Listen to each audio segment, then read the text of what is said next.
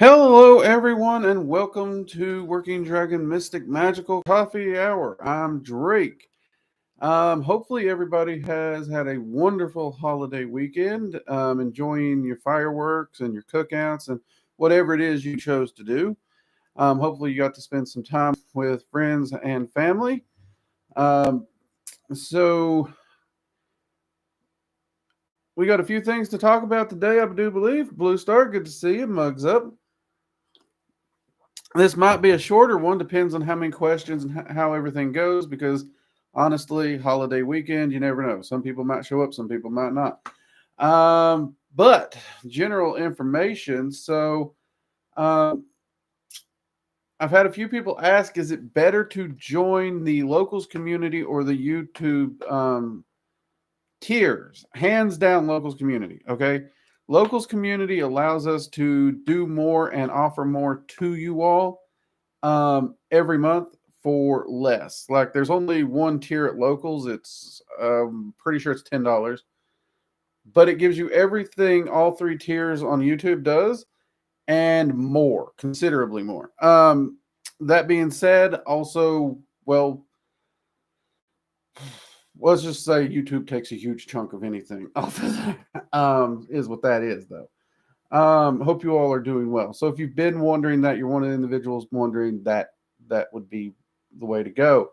With that, we have been doing a series on the higher rulers in Dragon Magick.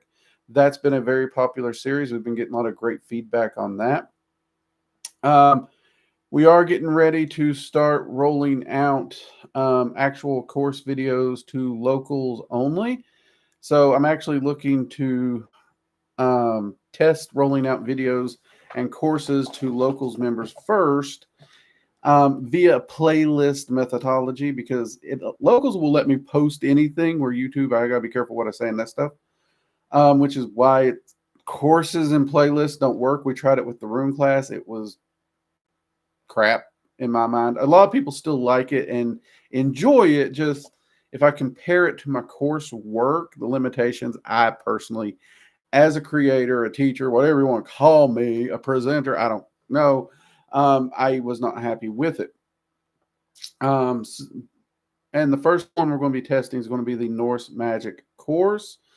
And as I film it, as I get it edited, I'm going to upload it in sections, and each section will have a part. It's going to be on a playlist. And if you're a paid supporter over there, you'll be able to watch those videos and work through them as I record them. And if you have feedback, I always welcome the feedback, of course. And you can have access to it before it's put into an official course, if it is. Truth be told, the economy, we might have to consider. I don't want to get rid of school, let's be honest, but I am got to consider possibly downsizing the cost of the school. So there's that. So definitely check that locals community. Also, it's really where we go to place all the announcements that of things we do. So if you're trying to stay in touch and keep up to date on things, that's one of the best places to do it. Because if anything happens, like our Discord community disappears again, or even if the YouTube channel disappears, which I'm not saying the YouTube channel is disappearing. Honestly, I have to admit, all things said, in truth, YouTube's been good to me. Gotta say it. Like, I got on YouTube, I knew the restrictions, I didn't mind it. I'm okay with it. I have found that there's topics you all want to talk about that those restrictions, make difficult, but we've also found a way to make that work as well, right? So no harm, no foul in my mind. But yeah, that would be the place to go and stay touch on all those wonderful things. All right, let's see. Gabriel, good to see you. SNT, welcome. Lori, good to see you as well. Lori made our workshop on Friday. Lori, it was wonderful to see you there. Violet Star, good to see you. Immortal, Vitki, welcome. Let's see. Scrimps ahoy. Hey, Scrimps. It seems like it's been a while, mate.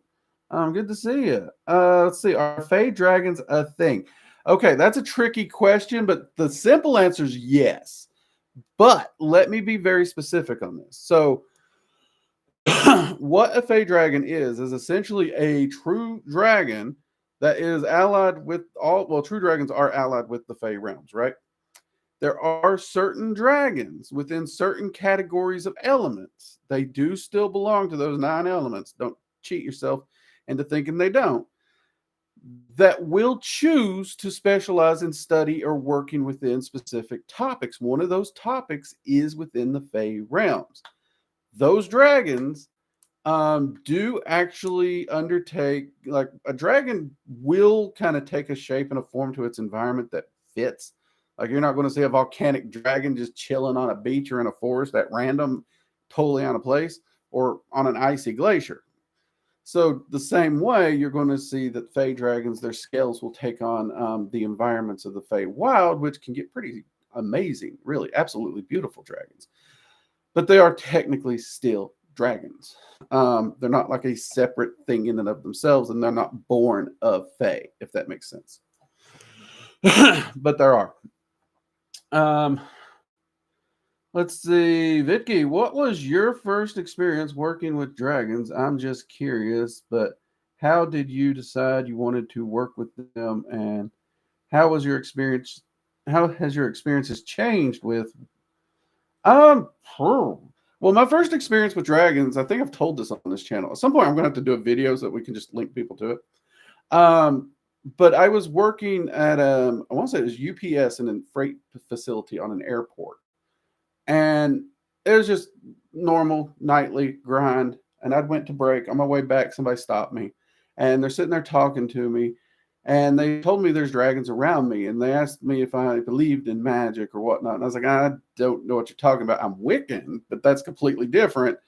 And at this point in time, I was avoiding anything cliche dragon, fantasy, D&D bullshit. So I was trying to stay to very respected areas of study. And he mentioned these dragons all around me, blah, blah, blah. And he told me to look into DJ Conway's books. Hadn't heard of her at that point. And when I went back to where I was working, one of the individuals I worked with was also Wicca, him and his wife. And they had been Wiccan far longer than me. And you can't take your phone into this facility. So I was unable to call my mentor in person that I knew and respected. So I had to fall back on them. He knew the author, but knew nothing of that. And the guy had told me, what mod he worked on. And, well, it's a section, So we went down and talked to his wife because it's the same exact section. The guy didn't exist. The guy had never worked there. No one in the vicinity or the adjacent areas knew this guy. Well, that's a big red flag. Now we're all getting dragged up to security because there's an unknown individual on airport property. That's kind of a thing. That's big, right? So we get up there and security's pulling the video and everything. And we're trying to identify the guy. And we see the video. And what you see on this video is me stopped. I'm talking. I'm looking at thin air. At the same time, you see people coming and going from the break room. And they're literally walking around something right here that is not on that video. Absolutely not on the video. We cannot explain it. So much so that the security actually pulled other workers from that video up there. Everyone could describe the person to a T. Absolutely to a T. I'm a thick, hard-headed individual, but I'm also a curious individual. And when you throw something at me that hard that's not on that security camera, more than one people saw him talking to me. A few people even heard him talking to me. It was one of those things where, okay, let's see if these books actually exist, right? And I went to the bookstore, I believe it was that morning. I don't even think I went to bed because I was working third shift. And I found the books. And I started working. My first experience, that honestly to me was my first experience with dragon magic, because I heavily, heavily, heavily suspect that was a dragon or an entity allied with them that knew, whether it be my personality, my mindset, my viewpoint, that I would do well in this particular category. But it was a very interesting experience. And from there, I started following her path workings, diving in, studying more. Hers were very Wiccan, ceremonial, fluffy, overly complicated for very little payoff. And the worst part about it was like the meditations were step by step. This is what you'll experience. This is what you're going to see. This is exactly how you're going to see it. There was no personal experience in it. But when you don't know no better, you go through what you go through and you learn what you can before you can start I always tell you, do as is before you make adjustments. And that's exactly what I did. It opened the doors for me. It got me in contact with the dragons. But at the same time, wasn't until really after I finished all of her workings that I honestly personally feel that my path started. Because my path started after those initial introductions. And when the dragons are like, all right, are you ready for some real fun? Because we're really going to dive in and show you the real nuts and bolts. Because a lot of what you learned about magic is more fluff and smoke and mirrors. And I was like, wait, what? So for me, that was a fascinating moment and a turn of events. And that turn is really what shaped my understanding of magic and the world and the multiverse around me after that point. In fact, that's when the dragons literally started laying out all new path workings for me. And they literally said, you're starting from scratch. We're starting over. And they took me back to square one. And they started working me through all the materials and the exercises that would later on become Dragon Magic 101, 102, and 103 and 104.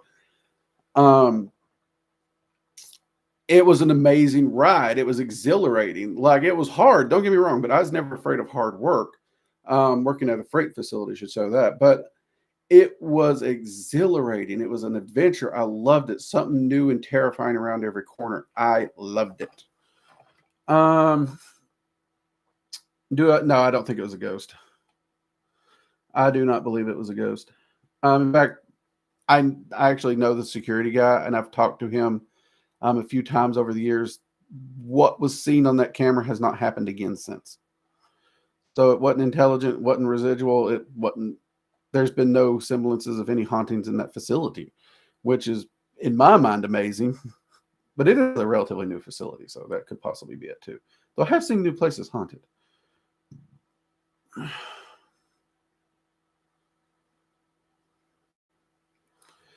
Let's see. Gabriel, may I ask how your dragons fit in the room, since they are known to be pretty large, especially when they are young? Depends on what you mean by young. A young dragon, for example, let's look at a guardian dragon. Guardian dragons don't become guardians until they're 500 years old. A 500-year-old dragon will be somewhere between the size of a mouse up to about the size of a love seat. That's its max size. And they will stay within that size category well past 1,000 years old. And they remain guardians only for 1,000 years, regardless of type, species, or element. They will stay within that size category. So within the guardian category, they're not considered very large at all. There's people who have dogs larger than most guardian dragons. And then there's people, they have horses and other things. So it's actually very, very, very, very easy for them to fit in a room. Of course, you're going to ask, what about the larger dragons that aren't guardians? That's actually makes sense. Dragons are shapeshifters. We've said this before. They can shift shape. They can size down. They do have a max size up, but they can size down. It doesn't necessarily affect their energetic output, but it does affect the space they take up. That's for one. And most dragons, the rulers are a prime example, will take on a humanoid-like form or shape when talking to someone in a room like what I'm here in the office. So that's one option. And on other times, they can just make their head or their eyeball appear. Like, there have been times I've been talking with Cora Legger likes to do this to me a lot, as does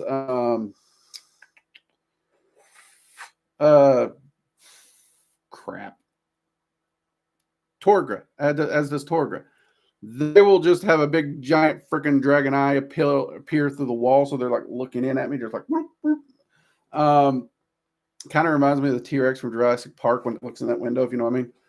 So they're not fully in the room, but they're technically there. They can also shriek their head and just have their head appear and float, which is a little creepy, but it works. So there's a lot of different ways. You also got to realize when they appear in a room, they're also not appearing physical. So physical barriers like walls are kind of useless, pointless, and not really a thing to them. Hope that answers a little bit. So yeah, but that would be the general gist of it.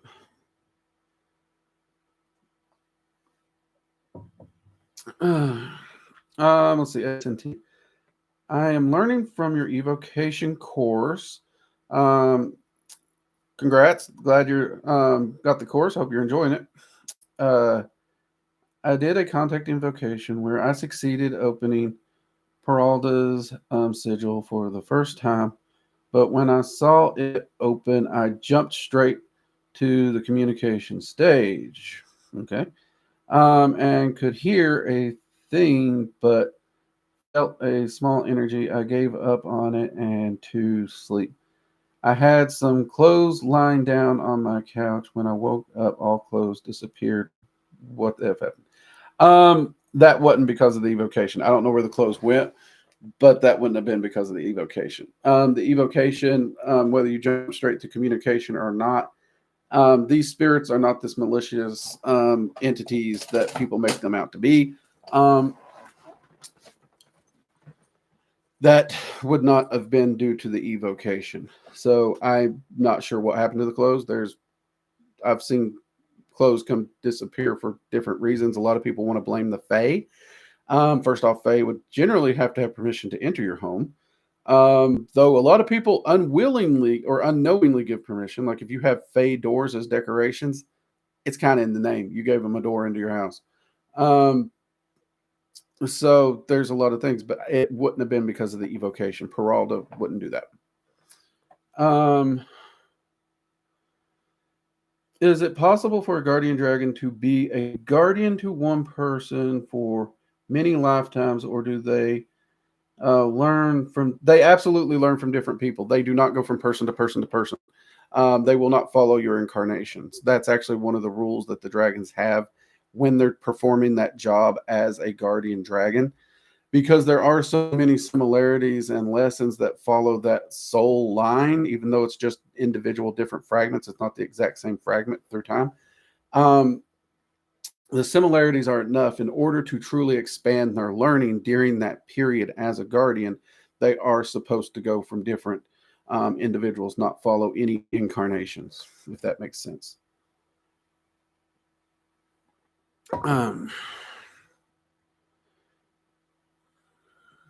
I would prefer if they took a smaller version of what they look like at full size rather than take a humanoid form, because I'm more afraid of people than I am dragons. And I can understand that. And I'll be honest with you, Gabriel, that's probably why they'll never do that.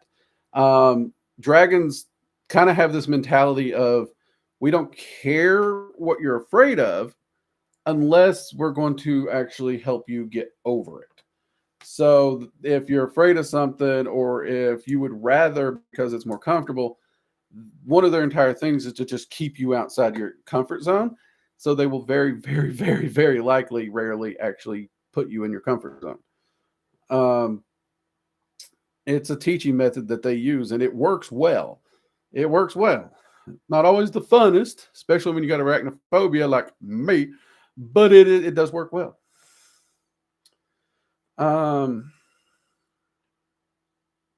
That's extremely interesting, because that's what my guardian also told me. I love confirming these kind of things. Thanks, Jerry. No problem, Vicky. That's why we got the community here. That's why we do the open floor MCHs. Mr. T, good to see you. Mugs up. Let's see, Scrimps Ahoy. It has been a while. I worked during coffee hour. I'm still trying to learn how to get through the chaos at work while listening in. The Dragon's technique have helped a lot with that. Awesome. Good to hear. Yeah, work can get chaotic. That is for sure. I've done plenty of things where work is chaos. And you really do. You got to learn to enjoy life in all its respects. In fact, actually, there was something brought up on a comment this week. Someone made and I've gotten this comment quite a bit, where people are commenting that they're beginning to think I don't see a difference between a magical side of life and the mundane side of life, the way I speak, even though I talk about the two sides. And in truth, I answered all the comments that, to me, honestly, it's not about a magical life and a mundane life anymore, because I've quickly, working with dragons, I learned there's no such thing as the separation between the two.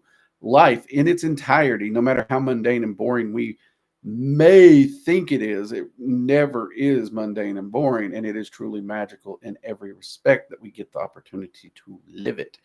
The good, the bad, the ugly. And thankfully, that's one of those things that's given me an amazing viewpoint on the world that allows me to also see more and more perspectives of situations going on around me. And when life gets rough, because I don't care who you are, life gets hard. That's kind of its point, right? Life is there for us to grow and learn lessons. So it needs to be the schoolyard bully and kick us and throw us in the mud and rub our faces in it. But it allows you to see both the blessings and the lessons for what they are. It allows you to see the struggles and the hard times for the wisdom that they can impart. But it also gives you the awareness, you got to get through it. And understanding that you just got to get through it is, in my mind, it's exhilarating in a lot of ways. Like, there's so many things I grew up doing that seemed freaking impossible to do. And it was hard, backbreaking labor to do it. But when I done it, I felt freaking amazing. This day and age, you don't see as many of them that are truly backbreaking in everyday life. But at the same time, I mean, you can go as simple as a new video game with a hard dungeon or a hard level or a hard fight that you're just banging your head against the wall for hours on end, or even days on end in some cases. And then finally you beat it, and it just, the celebration. It's even the darkest times of life can be that exact moment, that moment of persistence and achievement. So there you go. Let's see. Who is the most difficult of the first four rulers to work with?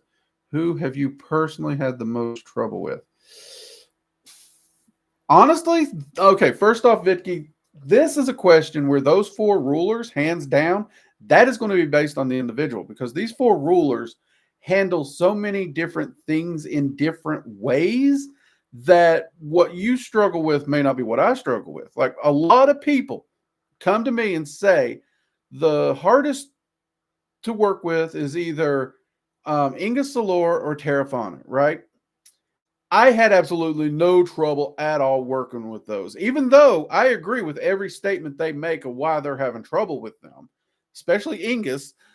But I absolutely adored working with them every moment of the day. You occasionally even get Zephyrsil, because Zephyrsil's antics and shenanigans, though he is a very scholarly and sage-like, can make him infuriating. Like, he will ask a question, you'll give him an answer, and he'll be like, and wander off, because he's expecting you to do your legwork and figure it out. And then if you give him the answer, he might tell you you're right, he might tell you you're wrong, or he might finally break down and help you.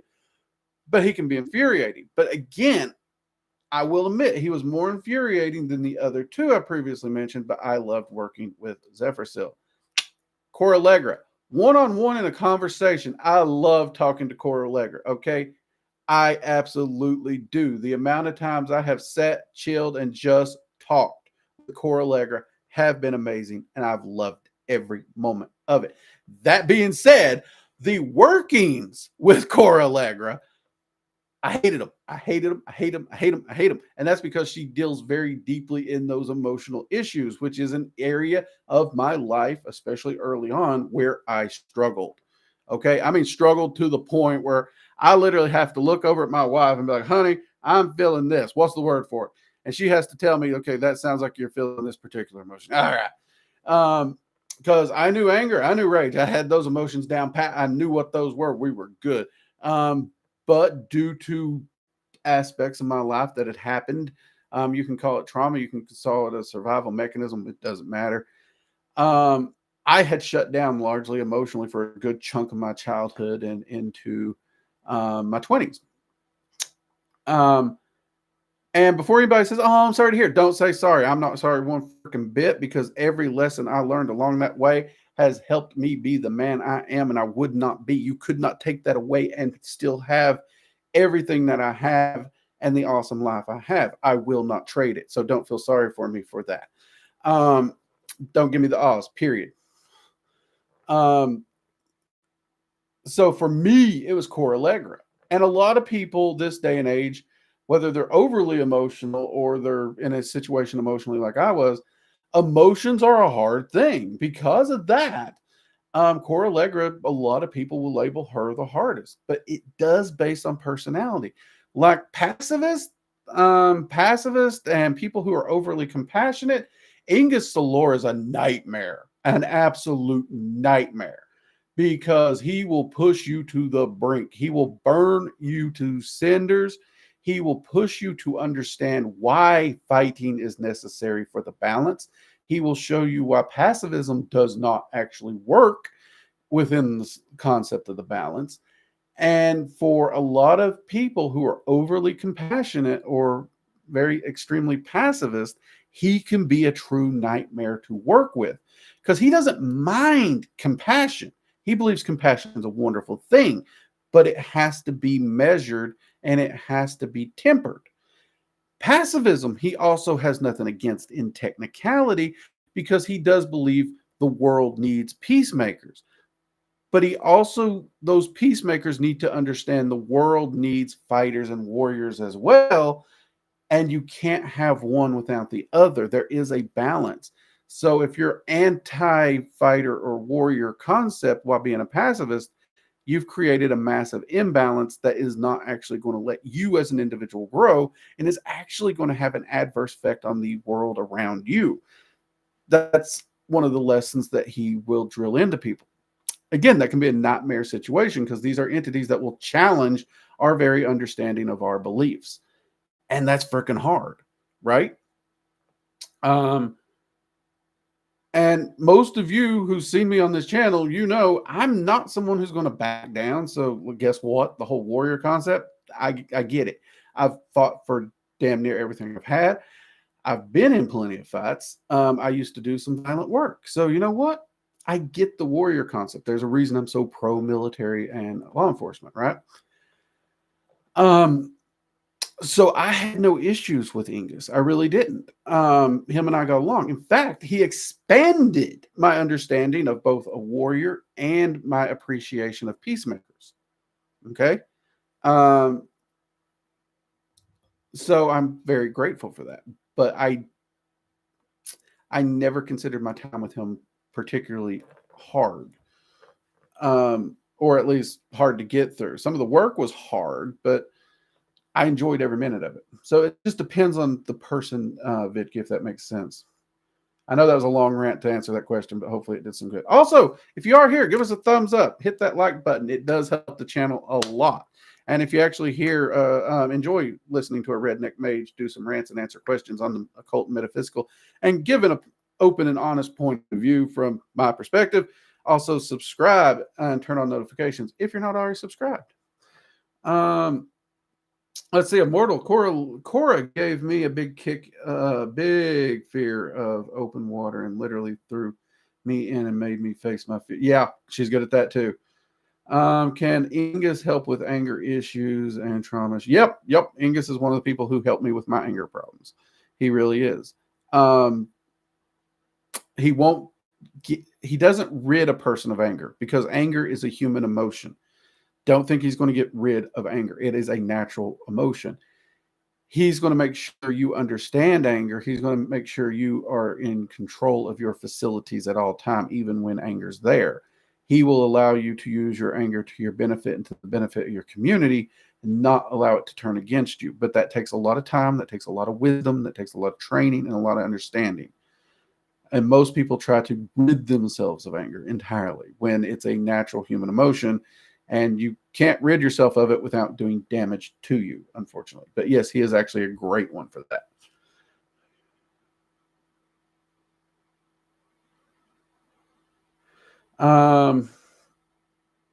Let's see.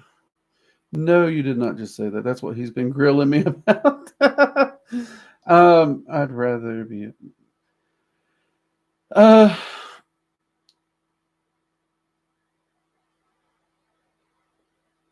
is he like possessing you or something? Like Inga? No, no. It's just I've worked with that individual so long. I know him very well. Just like I know so many of my friends, their personalities. Like I know how they will phrase things.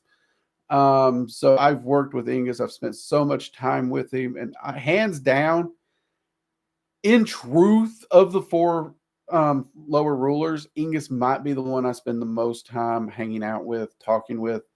Whether it be teaching, getting advice from, it might be him because I am very much a warrior at heart. It's my spirit. I will fight for what I hold dear, what I believe in, and what I love. That's just always who I've been. Um, so him and I get along really well. So I spend a lot of time with him and around him. But I could see why you would wonder that question too. Um, let's see. Mortal, we get answers from the universe in many ways. Vicky, it happens to me too. This is true. This is true. The universe likes to throw little curveballs at us quite a bit.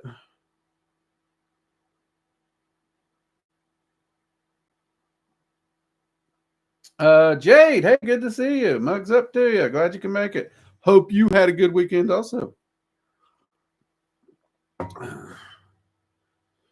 Mortal, not gonna lie, I'm kind of scared right now. Not really, but just really shocked when I get when those confirmations come crashing down, you're like, what the? And it's mystifying, it's exhilarating, it's hard to wrap your head around it at first. I get what you're saying, Vicky. Um let's see, he's also really big on willpower and that. Oh yeah, he's really big on the will. Like he is. Like the number of times he will gripe at people for giving power away. He's like he just constantly. He's like, how are you complaining about this particular thing in your life when you chose to do this, which gave all your power and control of the situation away? You kind of gave away your right to complain. So I mean, yeah, he's really big on the willpower concept too, and willpower, self sufficiency, accountability, those kinds of things that he really drives and drives hard, like a freaking steamroller. There are things that the younger generations not as big on these days, unfortunately. We're starting to see a resurgence of them, and I'm thinking that's a wonderful, wonderful thing, personally speaking. Some of you may disagree. I get that. That's fine. Different strokes for different folks. But I do think it's a good thing, which is one reason, like the Mage Minded series, one of the reasons I like it so much, personally like doing it, and one reason I think so many individuals here like it, is their ideals and concepts that they used to be talked about in normal conversation to the point where people didn't even know that it had a name outside of just something normal. You know, it's like every person knows this, right? Um, and they're topics that just kind of disappeared somehow, some way. There's a lot of conspiracy theories around the why, the who's it, the what's it. I'll be honest, don't care about the conspiracy theories. But I do think there are things that are wonderful to talk about and get out in the open and have those conversations again. And I've been blessed to get emails and messages talking about how much those conversations have helped and have had people meditating on the topics we've done and has really changed their viewpoint for the betterment of their life. And that's pretty cool to me. Um, let's see what. Oh, hey, not having this. Welcome back. And you're saying could be working with Ingus without knowing it. What you're describing is what I'm going through, being pushed to the limit. Everything you're saying, could I be working with Ingus without knowing it? No, Ingus. So when dragons take effect in your life, they're not someone who's going to swoop in and take a hold of your life without you knowing it. So when we say we're working with one of these rulers, you actually have to go through the steps. You got to get a guardian dragon, you got to get co-magician, and then you got to actually go in and start working with these rulers. And which, if you're interested, by all means, check out Dragon Magic 101 if you haven't already. You can purchase the full course over at the school. And if you're interested or you're a local paid supporter, we're actually uploading the Dragon Magic 101 into a playlist. It's not as polished and pretty as the course, but we're slowly rolling it out over there for view too.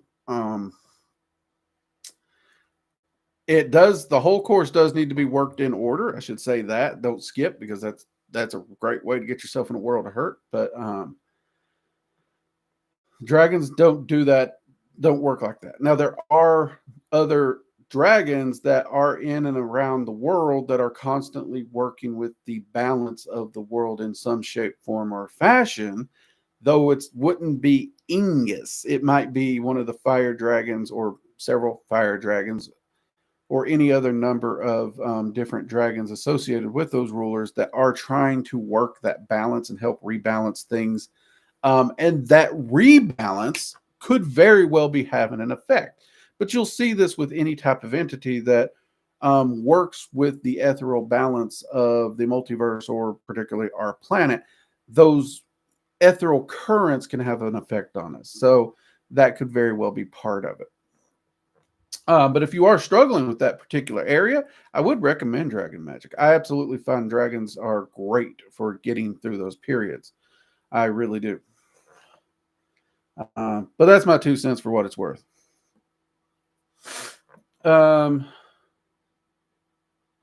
Let's see, Vicky, it's me. I'm the younger generation. The reason why I do what I do is because I'm scared of the direction we're heading. You know what?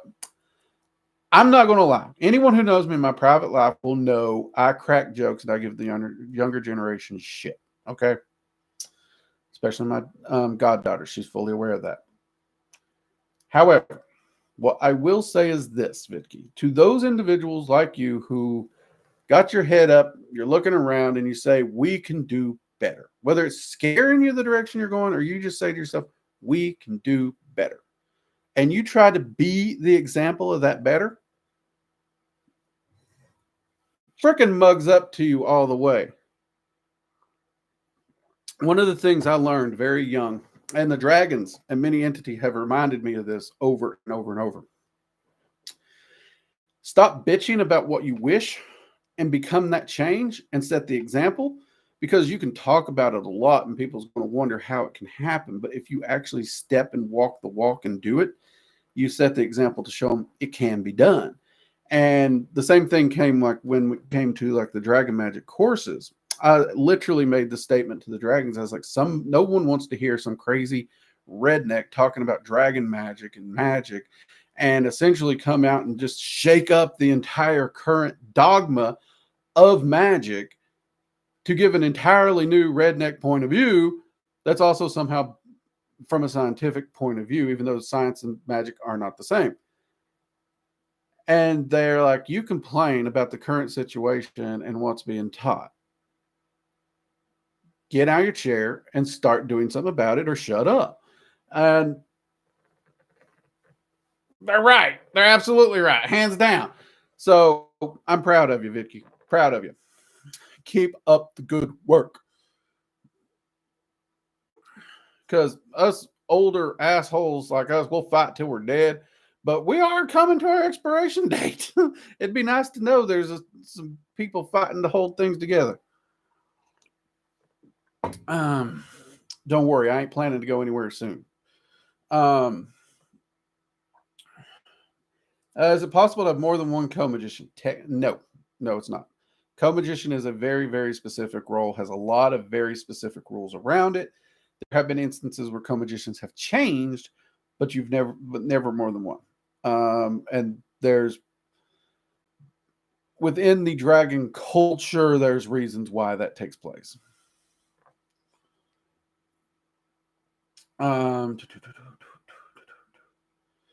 See, Brandon, can working with dragons make me a powerful rich man? I'm on the cusp of achieving greatness, but keep having setbacks. That I would say it can definitely help. If you're wanting a genie's lamp, probably not. Genies, I honestly have never seen any form of magic or anything that is the genie's lamp solution. It does take work, it does take application, and it can take time. In fact, I would even say a good chunk of what I've achieved in my life is due to dragons, hands down. Um, but at the same time, I had them advising me and supporting me in the things that I did while I maneuvered myself through the chessboard of life. Now, I am, in my mind, a wealthy man, and I weirdly wield more power than I want. So what wealth and power mean to an individual are different. Now, do I have 20 mansions, 50 women hanging on me, all these cars? No. Also, I don't want it. I literally don't want it. That's just not appealing to me at all. But I would say that it can help. So it depends on how you define those, because I've seen people define wealth differently. A lot of people think wealth is just one big giant chunk of money, and then suddenly, whoo, I'm rich, and then they're poor again. Think how many people are in the poorhouse after winning the lottery. They don't understand wealth is something that maintains itself for you, and it maintains your lifestyle without you having to trade time for it anymore. So, but to that extent, I would say yes. And if you're actually on that cusp and you're having setbacks, I do think dragons could help you with that setback.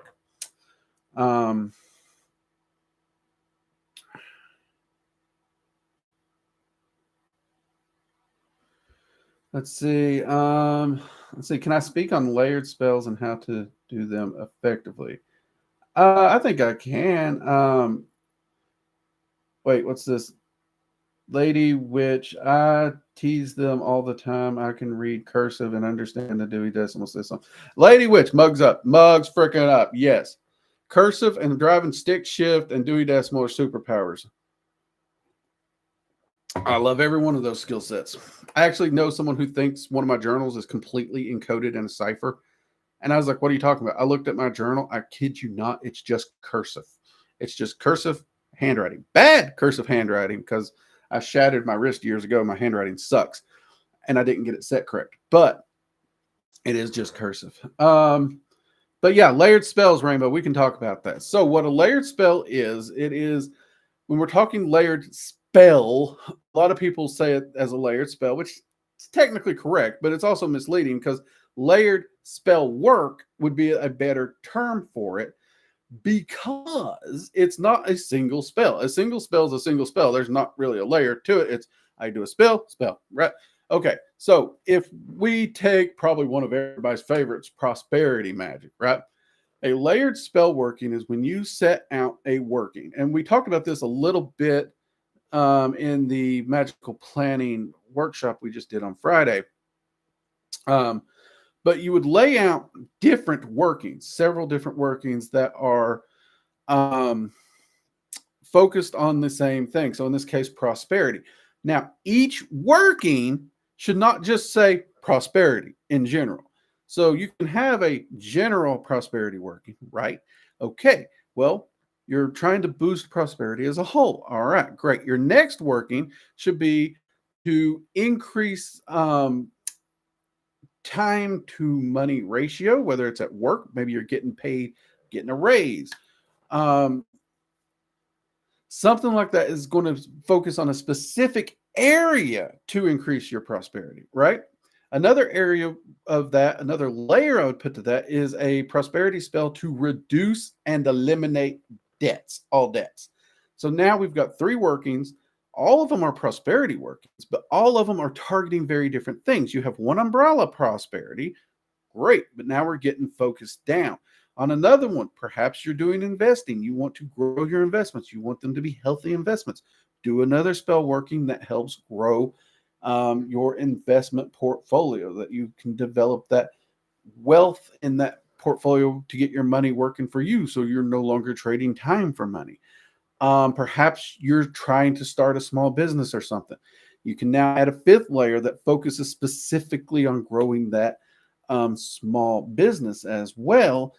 And because of that, you now have 5 different spells that are all prosperity spells that are outwardly affecting different things, but all these levels of prosperity are all tied to you. And since you have an overall spell, that spell is going to be boosting all the other spells that are doing their thing. And that's going to push your prosperity foundation up on all sides. That is what a true layered spell working is. And that is the most efficient way to do it. You keep it tied to the general. Find out what that general umbrella is, like prosperity, and then figure out all the areas that you can think of and know of where you can improve your prosperity. Even something as stupid as you're always tired, you're staying up too late, you can't go to bed on time. Do a prosperity spell to get your damn sleep so you're rested for work. You'd be surprised how much that can help. And that one, I'm looking at me when I say that. But yeah, things like that can actually help with layered spell working. Drake, you'll be shaking things still when you go wherever you go. After that, I can see you coming and saying, hey, get going with the rest. Yeah, I've been told that more than once, Angela. Even after I go to the sweet by and by, I'm not going to rest. I'm going to continue to work. I'm going to continue to hassle. I'm going to continue to try and find a way to teach people. And as much as I'd like to say, no, I'm going to earn my rest and I'm going to take it, damn it. In truth, anyone who's ever seen me try to take a vacation knows hands down that ain't going to happen. So I agree with you absolutely. I'll continue to try and help people. You're absolutely right.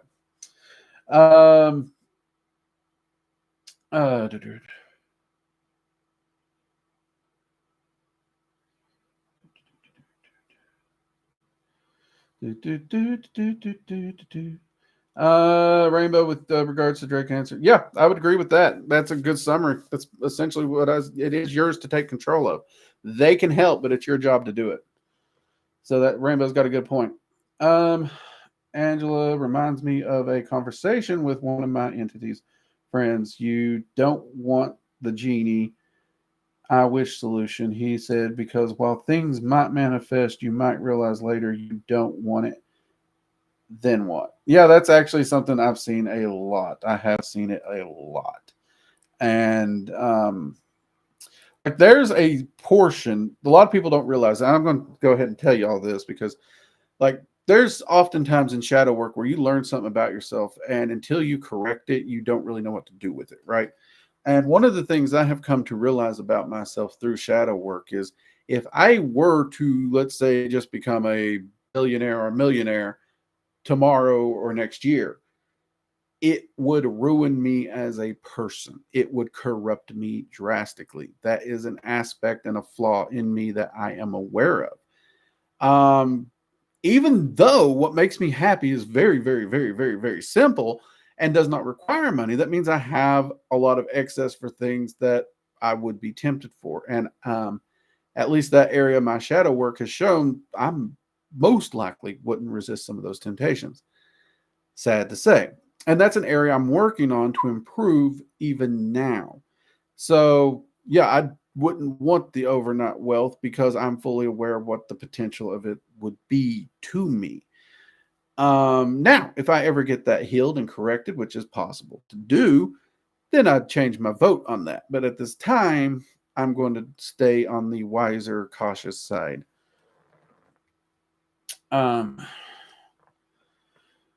Is there such a thing as solar dragons? Technically, they're called dragons of light. They're within the light element. It's one of the higher elements. They're not dragons that most people typically work with because there are very specific criteria to even approach them. But within that category is where your sun/solar dragons reside. That being said, there are some dragons that usually are tied to the lower elements that also cross over that light element. And some people will associate those with solar dragons as well, even though it's not technically the correct term, if that makes sense. But they're technically out there. If you're a beginner, they're not accessible, unfortunately, or fortunately, depending, because they can be a real pain in the ass. They're not the nicest. Like if you have trouble with Ingus, then these are next level pain in the ass. Angela, we have a secret code now, cursive. Kinda, yeah. What is it? One of my friends calls his stick shift. Um, it's either millennial or zennial anti-theft device or something like that. I wouldn't trust it. I'd still take all the normal precautions. Scarlett, have you worked with Archangel Jafel? I heard. If I'm saying that right, if it's spelled right, I'm going to say I think so. It's not one I've worked with a lot.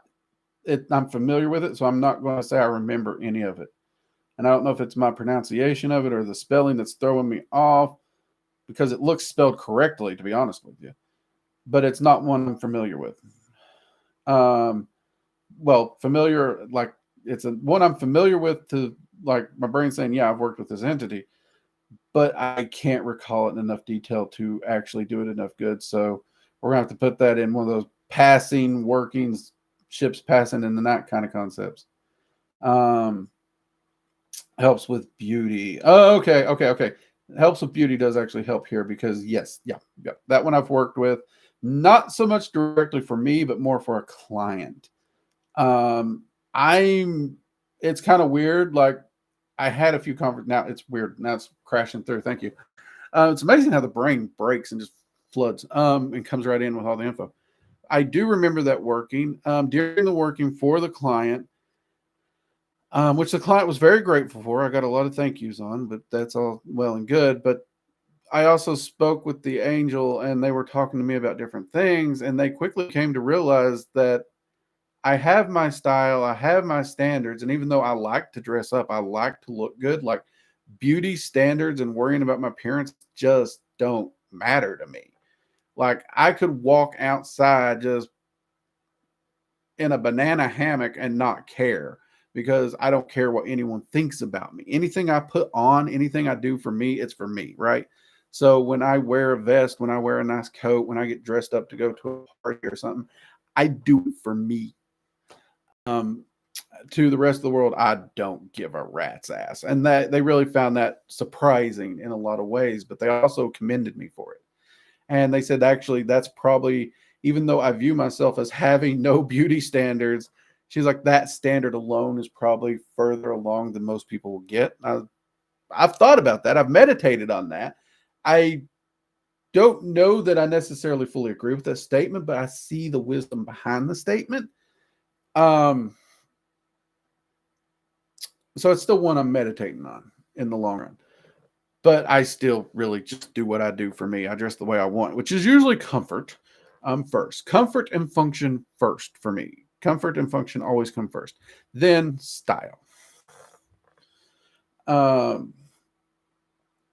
Like, if you watch this channel early on, you'll notice I didn't have these swanky vests as much. But I also was living in a very, very warm, humid area where wearing my normal long coat wasn't as viable regularly, and I like having pockets. So this particular vest got started because I wanted pockets. I like having pockets to put stuff in. But yeah, as far as beyond that, I don't remember enough to actually help you.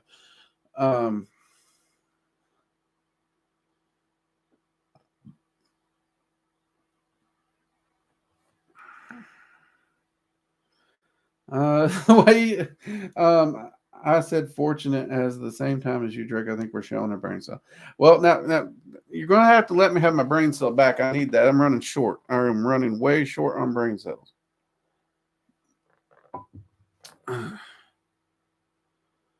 Seti, the red, this ends in 10 minutes, right? Usually, yeah, we run about an hour. Sometimes we've run over, but usually, yeah, 1 hour. Which it doesn't have a timestamp here when you posted that, but if you post it at 50, then yeah, 50 minutes in, it would have been. According, if we run exactly 1 hour, we got about 5 minutes left. How's that work? See, Angela finally got the internet to work. Yay!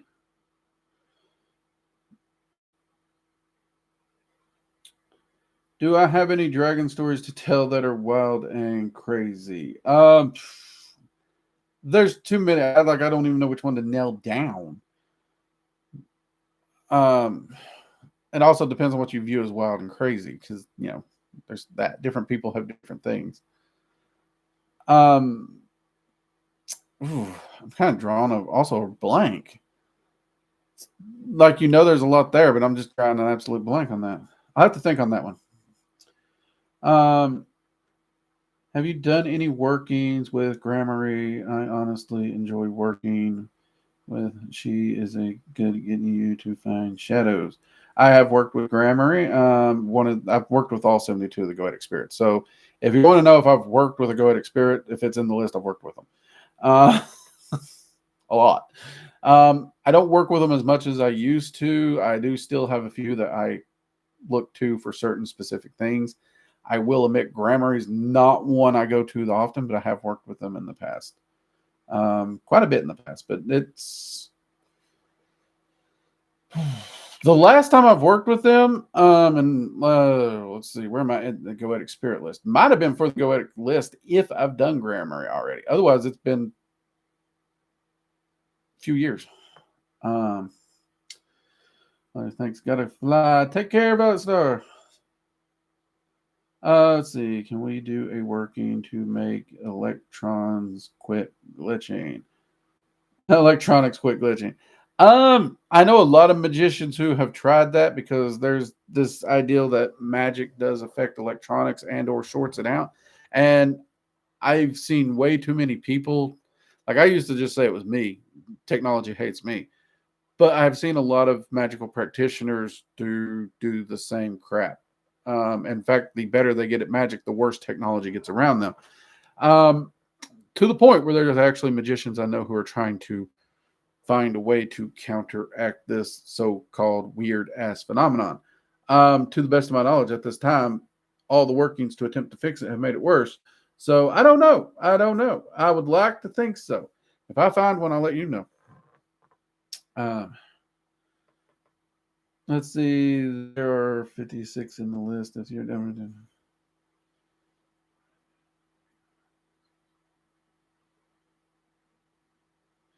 Then we wouldn't. I doubt we're at Gramarye yet, so I probably haven't. So it would have been longer than doing the video list. So yeah. Dang. It's been a while then. It has been a while. Rainbow, maybe a story about how dragons can cause damage. Yeah, okay. So there is actually a good story of that I've actually got from another practitioner. This one didn't happen with me. So many of you all know that I've told you be careful what you ask dragons, because they don't view life the way we do. They are extremely large, they're extremely powerful, they are primal entities. Even the small ones are still primal entities, okay? They do not care about our ethics, our viewpoints, our cushy life. They don't care. They view the entire life existence multiverse different than us. And we cannot expect them to view it as we do. So we have to think before we speak. Okay? Oftentimes they are wise enough to figure out certain things. However, you got to be careful what you say. And one of the things that comes up that I heard was an individual was looking for a new home, and they were talking about that they needed to get out of this house, out of this mortgage, and if they could do that, their life would be okay. So they had reached the conclusion that what they needed to do is get out of this house, get out of this mortgage, get out of this debt, and everything else in their life would just straighten out and level out. So they specifically did turn to the dragons for this. And they turned to the four rulers. If I remember correct, the two main factors on this was actually going to be Cor Allegra for the prosperity and the removal of debt, and Ingus Solor for the strong, fast, just hoorah movement. They did the ritual, and exactly 2 weeks later, they lost the house. The house burned to the ground. every aspect of the house burned to the ground. No one was home. No one was hurt. And it took like a week for the insurance company to be like, yeah, no problem. Here's the check. Cut them a check, which absolutely paid off the mortgage, paid off the standing debt, completely got them out from under that financial burden and out of that house exactly and precisely how they asked, which is what they told the dragons. It also made them homeless.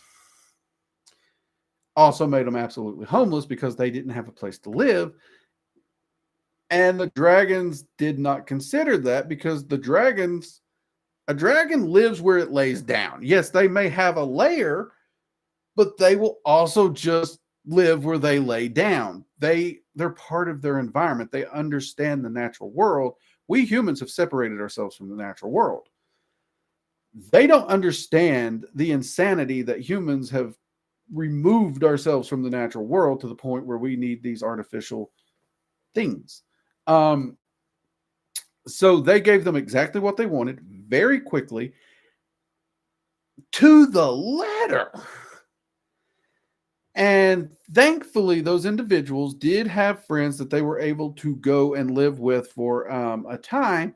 And when they approached the dragons were like, Cora Allegra was like, oh, okay, well, you didn't say that. And Angus is like, I'm not apologizing. He really didn't care. But at the same time, both Cora and Angus were on the same page. It's like, well, okay, fine. You asked us for that. We got that taken care of. According to you, getting that taken care of opened up a lot of other doors for you. So now with those doors open, let's now begin to apply our efforts to getting you into a new form of house. And they did that. They did. And I think it took them, I want to say it's only like a month or two before they were in their dream home, honestly. So, but it's one of those situations. And I've been told, I don't know this person personally, but I've been told the similar situation has happened with cars. So you got to be careful what you ask for because you might just get it. And you got to remember, they're primal entities. This is why it annoys the piss out of me when people tries to turn dragons into these little angelic, fluffy bunny entities that are oh so cuddly, because it seriously separates and puts you in a dangerous frame of mind where you forget you're dealing with a primal entity, an entity that does not view the world as you do. Do not assume or think or approach a dragon thinking it thinks like a human. That is the worst thing you can do.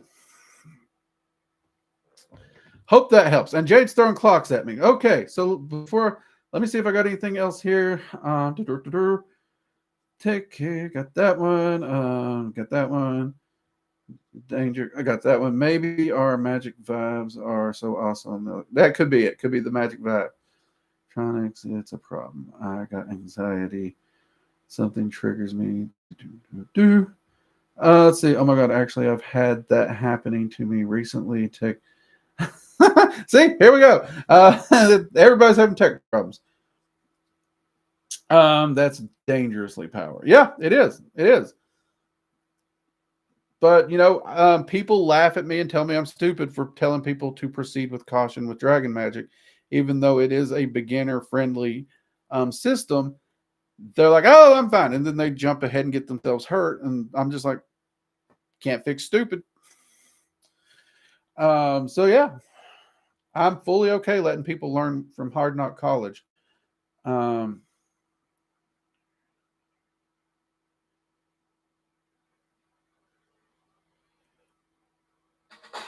Let's see. Fluffy bunny dragons. Never thought I'd hear that in the same sense. It's a shame, but there's a lot of people out there and a lot of books that present them as such. Well,